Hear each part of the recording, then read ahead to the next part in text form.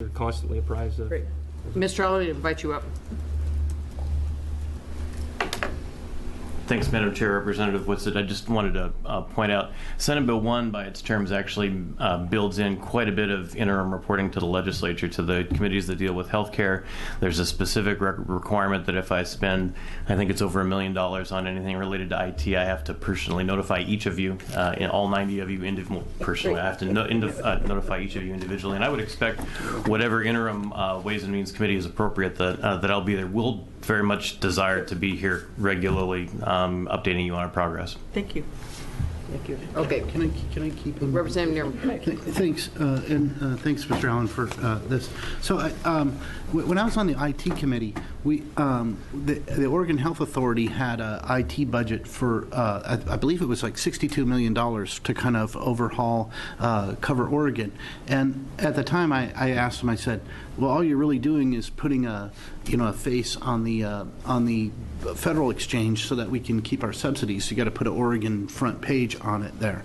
And they said, no, we have to do a whole bunch of stuff with Medicaid and all that. So that means that what you're left with, and so you can correct me if I'm wrong here, is you're just going to put a front page on the federal exchange, right? I mean, it's probably a little bit more complicated than that, but that doesn't sound like $30 million worth of work. So help me out there. Sure. So, Chair Johnson, Representative Nierman, a couple of things. The $60-odd million figure at the Health Authority, if memory serves, is actually their project to transition from the shared back end that Cover Oregon and the Health Authority currently use to manage their book of business to the Kentucky system that they're going to be using for Medicaid going forward. There's a piece of our budget in 13-15 that is shared licensing and services related to that partially implemented system that doesn't involve a front end that faces consumers but does involve a back end. When all of that is disentangled, what remains is the responsibility to manage a state-based marketplace, which is much more than just a website, and it will include the responsibility to identify and make use of whatever our website is. We expect that it is currently the federal platform.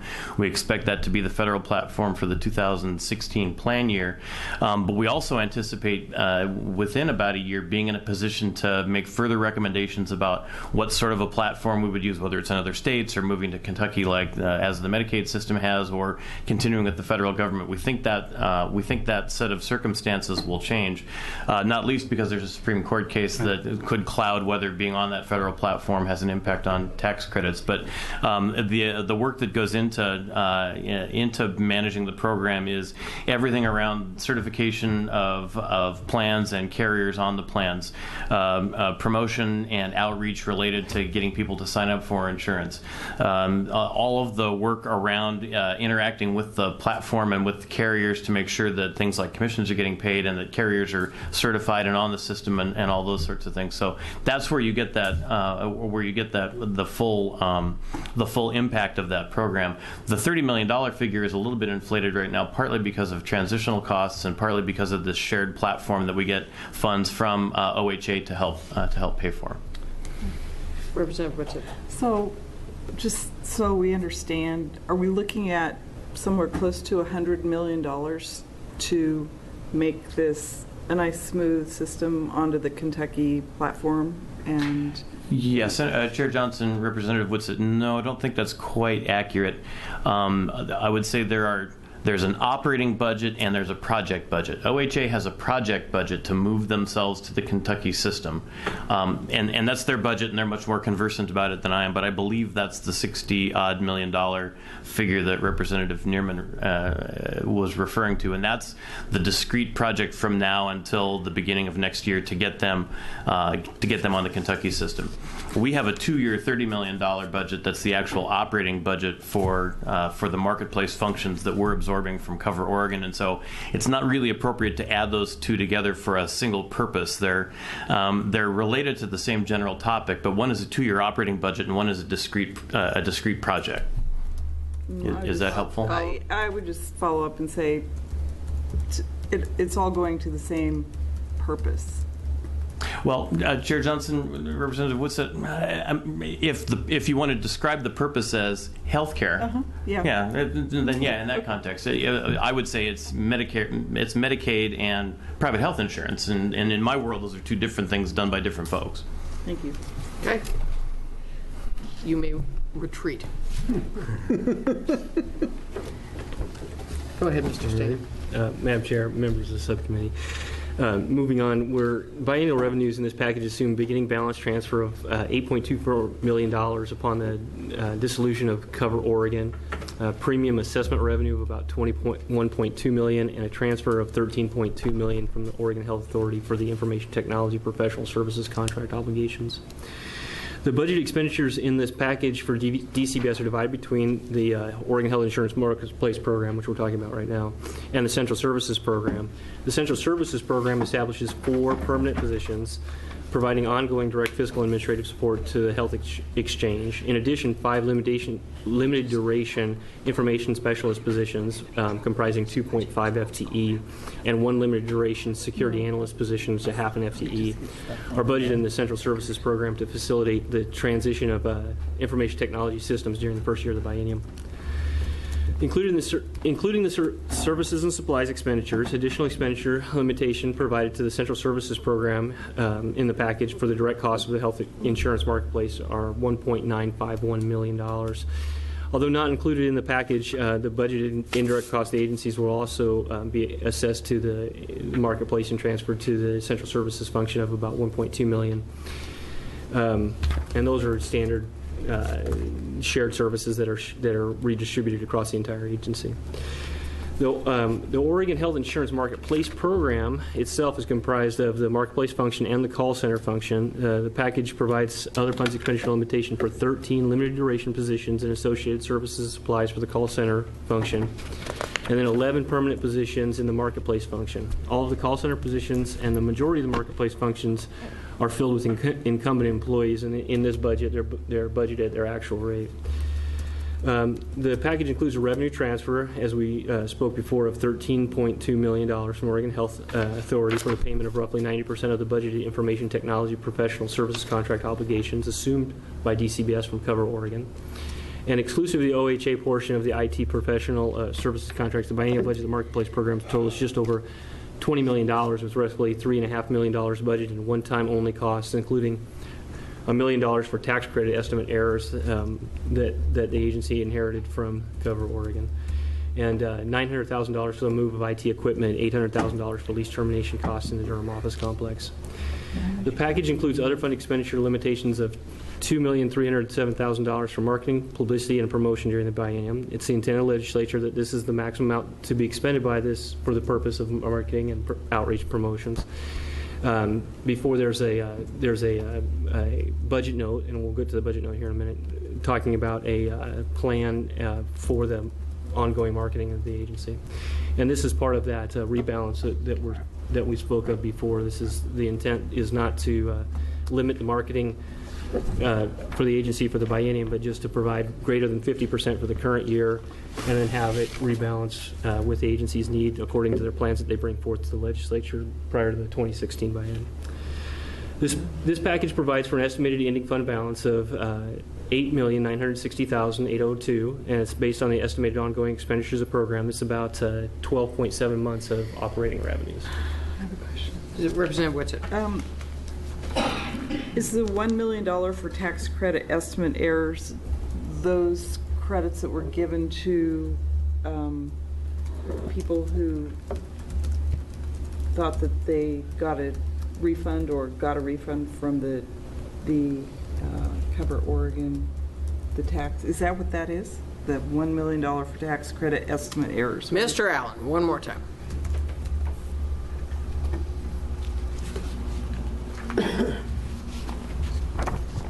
Thank you, Chair Johnson, Representative Whitsitt. During the open enrollment period for 2014, Cover Oregon made an undetermined number of errors in the calculation of people's tax credits when they quoted them a premium. And so when those when people do their taxes, it is anticipated that they would determine that there was an error that was made. They would contact Cover Oregon, and we established an expedited claims process for them to be able to be compensated for things like interest on making payments on your taxes due, or the setup fee, or those kinds of things. And that $1 million is the money that's been set aside to make payments on those claims. Okay, Follow-up. a follow-up. I'm just going through on page 27, $900,000 for the move of IT equipment and $805,000 for lease termination for the office building. Where are you going then? Or Yeah, Chair Johnson, Representative Whitsitt, the Cover Oregon currently occupies offices in the town of Durham, which, if you're not familiar, is a little burg tucked between Tigard and Tualatin, right off I-5. The marketplace functions in DCBS are being set up here in the state-owned building at the Labor and Industries building, in space that we've made available by shrinking the footprint of our existing uses of the building. We are working on trying to find alternative occupants for the remainder of the lease term in Durham. It is actually a reasonably attractive lease in terms of payments, and we've actually been partially successful doing that. The budget was written, though, at a time when we weren't sure what that was going to be, and that would be the early termination fee that would be charged by the landlord if we simply walked away from the lease, as we're entitled to do under lease terms and state law, but with that fee. We're trying to avoid paying that fee. so, what kind of IT equipment costs $1 million to move, essentially? Computer system? Yeah, Chair Johnson, Representative Whitsitt, I can only be so articulate on this topic. There are a mix of Cover Oregon has a number of systems, some of which have to do with the failed platform that's been in the news, many of which are things like PeopleSoft and payroll and those kinds of things, and so those costs largely have to do with the relocation to state data center or other state service providers for direct IT costs, as well as decommissioning costs for systems that we're simply going to be able to walk away from. PeopleSoft is a great example. We don't use PeopleSoft in state government. We use the state budgeting and personnel systems, and we'll be moving all of those functions to existing state systems, and we'll be able to move off of PeopleSoft, but there will be archiving and other kinds of costs related to abandoning those systems that we will need to be able to absorb. When you add all that up, some of it's physical location, some of it's hardware, some of it's work necessary to do that decommissioning. Representative Neerman. Thank you, Madam Chair. So you have an expenditure of $2.3 million for advertising. What's the objective of the advertising? Yeah, thank you, Chair Johnson, Representative Neerman. Our budget is actually, over the course of the biennium, $4 million for what I would characterize as outreach and marketing. Advertising is a piece of that, but it's also the direct outreach to communities of color, disadvantaged communities, populations that are hard to reach. Everything that we do that's oriented toward trying to get people to sign up for insurance who are eligible for insurance and can get tax credits and make use of the platform. And so that's events, it's collateral materials, it is some advertising as well, but it's the whole package of promotion and outreach. Mr. Allen, you might, as long as you're here, explain the consequences of not doing so and the ripple back through your agency if people fail to re-engage in the marketplace. Sure, thanks, Chair Johnson. A couple of ways to look at that. From a programmatic standpoint, our job is to make sure people get health insurance so that when they get sick or injured, they've got the ability not to have to push that care off onto others. And so fundamentally, we've got a programmatic drive to get the uninsured rate in Oregon down to the extent that it's related to people who qualify for and can pay for private insurance. There's also just a simple business revenue way of looking at this. The marketplace unit is a business. It only can spend what it takes in revenue, and what we sell, if you will, are health insurance policies. We're funded on a charge of $9.66 per member per month for every policy that we sell, and so, like anything else, if you spend less time on marketing and outreach, fewer people will buy your product, and the revenue goes down, or the number of policies goes down. That drives the revenue down and puts the fiscal health of the program at jeopardy as well. Representative Whitsitt. So do we look at that essentially $2.5 million for advertising, marketing, publicity, and promotion every 2 years then, or every year? Yeah, Chair Johnson, Representative Whitsitt, it's actually $4 million every 2 years, $2 million every year. It's been front-loaded in the way that LFO has staggered the limitation, and the way it's staggered, I'll be reporting back to you with a more detailed. I've got a sheet of paper in the back of the room I can give you some information off of now if you'd like, but we'll be coming back with not only a detailed plan, but a detailed description of how we'll be able to assess effectiveness of anything that we're doing in the outreach area before you'll release the remaining 1.7 million to us. Representative Whitsitt, I would just bring from the co-chair's perspective, we have had a robust conversation about this, talked to Senator Devlin, at least I did, and I believe that Representative Gomberg spoke with co-chair Buckley. What we all wanted to avoid were more dancing clouds and girls with ukuleles, so we are quite interested in an efficacious plan with benchmarks to track how many people are re-enrolling. It has been the subject of a lot of conversation. Thank you. In fact, that's why we started late. Okay, any other questions?